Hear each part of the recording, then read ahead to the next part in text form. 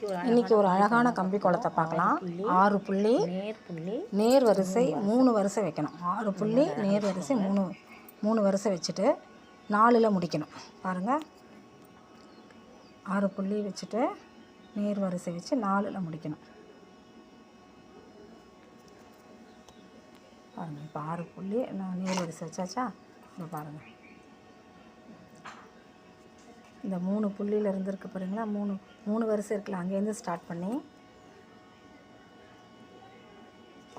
பண்ணி போடணும். இங்கே பாருங்கள், பார்த்துக்கோங்க எப்படி இருக்குன்ட்டு.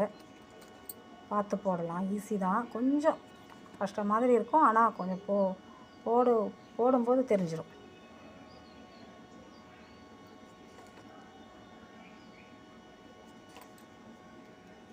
அழகாக இருக்கும் பாருங்கள் கோலம்.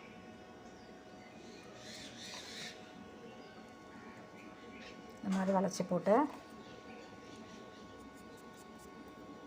இந்த மாதிரி இந்த பக்கம் மாதிரி அந்த பக்கமும் இப்போ போடணும். இங்கே பாருங்கள், அந்த பக்கம் இந்த பக்கம் கொஞ்சம் நல்லா தெரியும். நல்லா பாருங்கள்,